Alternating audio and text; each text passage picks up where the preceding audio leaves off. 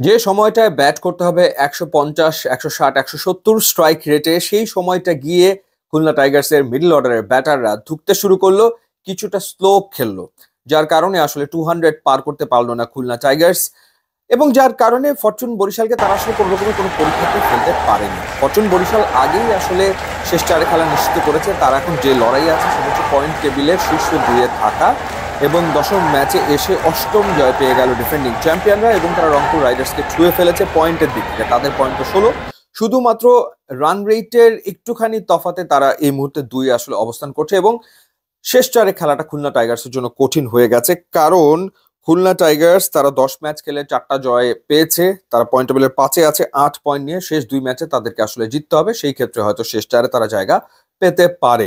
যেমনটা বলছিলাম যে শুরুটা দারুণ করেছিল খুলনা টাইগার্স, কোনো সন্দেহ নেই। স্পেশালি নাইম শেখ 27 বলে 51 রানের ইনিংস খেলেছেন, ক্যাপ্টেন মেহেদী হাসান মিরাজ 18 বলে 29 রানের একটা ভালো ইনিংস খেলেছেন। দারুণ একটা শুরু পাওয়ার পর অ্যালেক্স রস 15 বলে 20 করেছেন। এরপরে গিয়ে মিডল অর্ডারে যেটা হয়েছে, আফিফ হোসেন ধ্রুব কিংবা উইলিয়াম বশিষ্ঠ তারা একটু যেন স্লো খেলেছেন। যেমন 27 বলে 32 করেছেন আফিফ হোসেন ধ্রুব, ব্যাট করেছেন 118.51 স্ট্রাইক রেটে, এবং উইলিয়াম বশিষ্ঠ তিনি 125 স্ট্রাইক রেটে ব্যাট করেছেন, 16 বলে 20 রান করেছেন। মোহাম্মদ নওয়াজ 6 বল খেলেছেন, 2 রান করেছেন।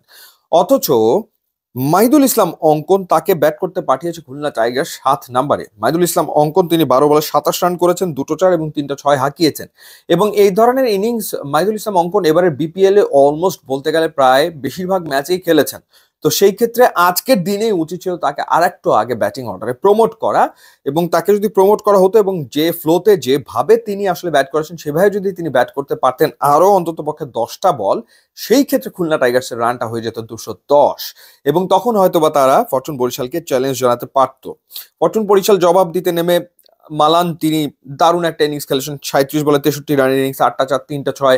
মুশফিকের ব্যাট থেকে 24 এসছে, মাহমুদুল্লাহ রিয়াদের ব্যাট থেকে 24 এসছে, এবং ফাইম আশরাফ 6 বলে 18 তুলেছেন, মোহাম্মদ নবী 10 বলে 15 তুলেছেন, এবং 5 বল বাকি থাকতে 5 উইকেট হাতে রেখে ম্যাচ জিতে নিয়েছে ফরচুন বরিশাল। তারা ডিফেন্ডিং চ্যাম্পিয়ন, ব্যালেন্স টিম, এবং তারা সেই ভারসাম্যটা মাঠে আসলে দেখিয়েছে।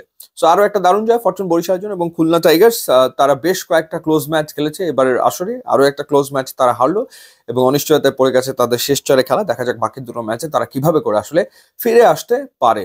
এবার আপনাদের জানিয়ে রাখি যে ইউটিউব এবং ইনস্টাগ্রাম লিঙ্ক দেওয়া আছে, আপনি যদি যোগ দেন তাহলে খুবই খুশি হব। And thanks for watching.